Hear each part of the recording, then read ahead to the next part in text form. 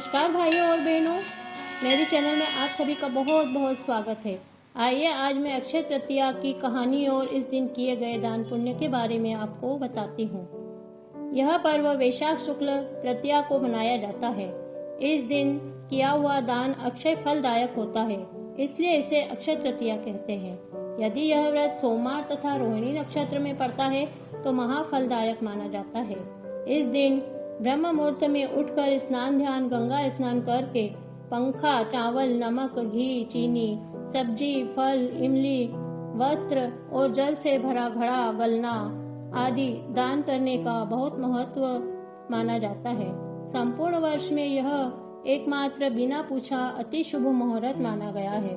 विवाह, व्यापार का प्रारंभ, भवन निर्माण आदि मांगलिक कार्य इस दिन निसंकोच संपन्न किए जाते हैं। इसे सबसे बड़ा अक्षय मुहूर्त माना गया है, जिसे हिंदू सनातन धर्म में बहुत महत्वपूर्ण माना गया है। इस दिन किए जाने वाले दान पुण्य और सत्कर्मों का कभी भी क्षय नहीं होता है और उसका पुण्य निरंतर बढ़ता ही जाता है। अक्षय तृतीया का पर्व हिंदू धर्म में बहुत हर्षोल्लास से मनाया जाता है। इस दिन लक्ष्मी, विष्णु और कुबेर जी की विशेष पूजा की जाती है। लक्ष्मी नारायण और कुबेर जी की प्रसन्नता प्राप्त करने के लिए उनकी पूजा इस दिन अवश्य करना चाहिए, जिससे अक्षय लक्ष्मी का निवास सभी के घरों में होता है। तो चलिए आज मैं आपको अक्षय आखा तीज की कहानी सुनाती हूँ। प्राचीन काल में एक निर्धन सदाचारी तथा देव ब्राह्मणों में श्रद्धा रखने वाला एक वैश्य रहता था। उसका नाम धर्मदास था। वह सदैव ब्राह्मणों की सेवा किया करता था। गरीब होते हुए भी वह थोड़े में से थोड़ा दान पुण्य किया करता था। लेकिन उसका परिवार बहुत बड़ा था, इसलिए अपने परिवार का पालन पोषण करने के लिए वह हमेशा व्याकुल और चिंतित रहता था। निर्धन होने के कारण वह अपने परिवार के सदस्यों की इच्छाएं हमेशा पूरी नहीं कर पाता था। एक बार उसने अक्षय तृतीया के व्रत के महात्म्य को सुना। कालांतर में जब वह पर्व आया तो उसने गंगा स्नान किया और विधि पूर्वक देवी देवताओं, कुबेर, लक्ष्मी और भगवान विष्णु का विधिवत पूजन किया।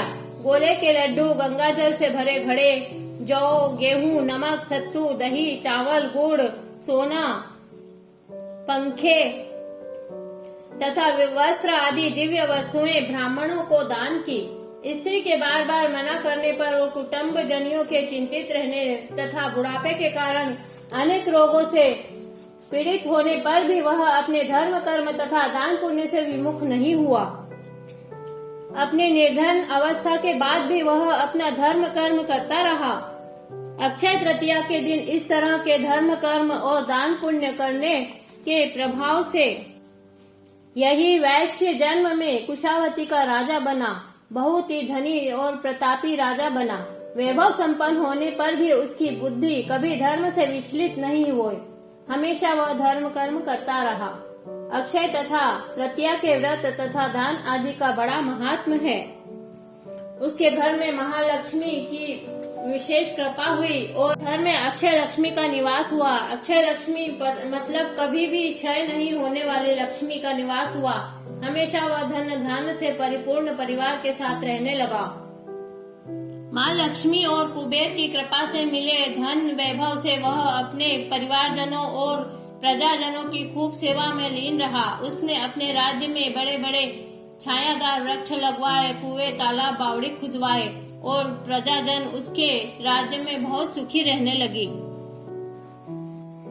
जैसे भगवान ने धर्मदास को वैभव संपन्न बनाया, इसी तरह भगवान इस दिन दान धर्म करने वाले को परम संपन्नता प्रदान करता है। राजा धर्मदास की तरह ही आप भी और हम सब को अक्षय तृतीया के दिन इस तरह से स्नान, दान पुण्य जरूर करना चाहिए। बोलिए लक्ष्मी, विष्णु, कुबेर भगवान की जय।